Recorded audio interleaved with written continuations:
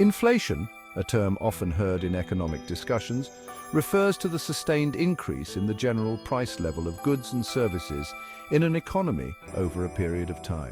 When the price level rises, each unit of currency buys fewer goods and services.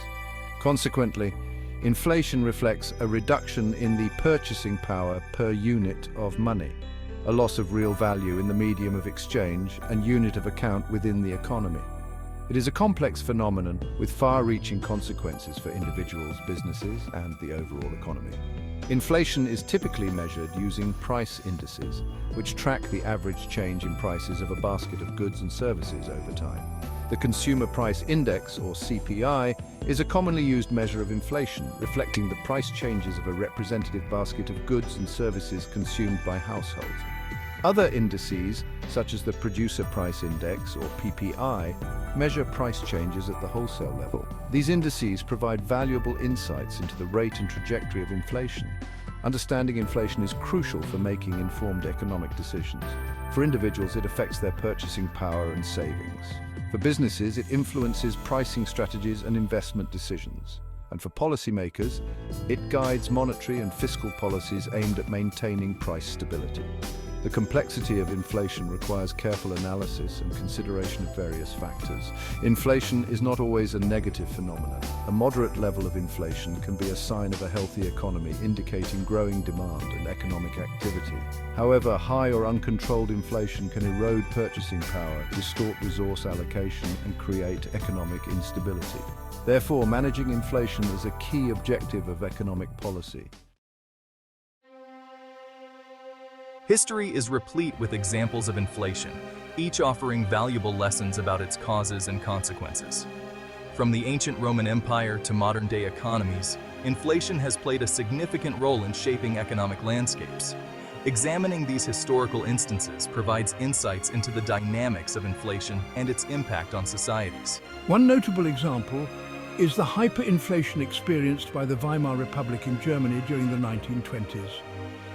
Following World War I, Germany faced massive war debts and economic instability. The government resorted to printing excessive amounts of money, leading to a dramatic surge in prices. This hyperinflationary period had devastating consequences, wiping out savings and disrupting economic activity. Another example is the inflation experienced by the United States during the 1970s.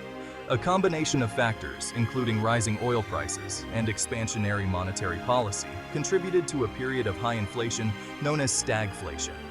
This period challenged conventional economic thinking and led to the development of new policy approaches to combat inflation. These historical examples highlight the importance of understanding the underlying causes of inflation and implementing appropriate policy responses. They also demonstrate the potential for inflation to destabilize economies and erode public trust in currencies. Learning from the past is crucial for navigating the challenges of inflation in the present and future. Inflation can be categorized into different types based on its underlying causes. Three primary types of inflation are demand pull inflation, cost push inflation, and built-in inflation. Each type has distinct characteristics and implications for the economy. Demand pull inflation occurs when aggregate demand in an economy outpaces aggregate supply. This excess demand puts upward pressure on prices, leading to inflation. Factors that can contribute to demand pull inflation include increased consumer spending, government spending, or investment. Managing demand pull inflation often involves policies aimed at reducing aggregate demand. Cost push inflation, on the other hand, arises from increases in the cost of production. When the cost of raw materials, labor, or other inputs rises, businesses pass these increased costs onto consumers in the form of higher prices. Supply chain disruptions, rising energy prices, or wage increases can all contribute to cost-push inflation.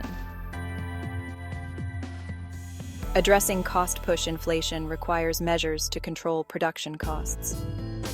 Built-in inflation refers to the tendency of wages and prices to rise in response to past inflation. As prices increase, Workers demand higher wages to maintain their purchasing power. These higher wages, in turn, lead to further increases in production costs and prices, creating a wage-price spiral. Breaking this cycle requires a combination of policies to control both wages and prices. Understanding these different types of inflation is crucial for diagnosing the specific causes of inflation in a given situation and implementing appropriate policy responses. Each type requires a tailored approach to effectively manage and mitigate its effects on the economy. Stagflation, a portmanteau of stagnation and inflation, presents a unique economic challenge. It is characterized by a combination of slow economic growth, high unemployment, and high inflation. This confluence of negative economic indicators makes stagflation particularly difficult to address with conventional policy tools. The 1970s offered a stark example of stagflation in the United States. Rising oil prices, coupled with expansionary monetary policy, created a perfect storm for stagflation. The economy experienced a period of sluggish growth, high unemployment, and persistent inflation. This period challenged traditional economic theories and prompted a reassessment of policy approaches. Stagflation poses a dilemma for policymakers. Policies aimed at stimulating economic growth and reducing unemployment can exacerbate inflation. Conversely, policies designed to curb inflation can worsen economic stagnation and unemployment. Finding the right balance requires a delicate and nuanced approach. Addressing stagflation requires a combination of supply-side and demand-side policies. Supply-side policies aim to improve productivity and efficiency, while demand-side policies focus on managing aggregate demand. A careful calibration of these policies is essential to navigate the complexities of stagflation and restore economic stability. Hyperinflation represents an extreme form of inflation characterized by a rapid and excessive increase in the price level of goods and services. It is a rare but devastating economic phenomenon that can quickly erode the value of a currency and destabilize an entire economy. Hyperinflation often occurs in times of political or economic turmoil. One of the most well-known examples of hyperinflation is the Weimar Republic in Germany during the 1920s. Following World War I, Germany faced massive war reparations and economic instability. The government resorted to printing excessive amounts of money to finance its debts, leading to a hyperinflationary spiral. Prices soared astronomically, wiping out savings and disrupting economic activity. Another example is Zimbabwe in the 2000s. A combination of factors, including land reforms and mismanagement of the economy, led to a period of hyperinflation. The government printed vast amounts of money, resulting in a dramatic devaluation of the Zimbabwean dollar. Prices spiraled out of control and the economy plunged into chaos. Hyperinflation has severe consequences for individuals, businesses, and the overall economy. It erodes purchasing power, distorts price signals, and undermines confidence in the currency. Controlling hyperinflation requires drastic measures, often involving currency reforms, fiscal consolidation, and structural economic changes. While inflation represents a rise in the general price level, deflation and disinflation describe different scenarios related to price movements. Deflation refers to a sustained decrease in the general price level, while disinflation represents a slowdown in the rate of inflation. Understanding the distinction between these two concepts is crucial for analysing economic trends.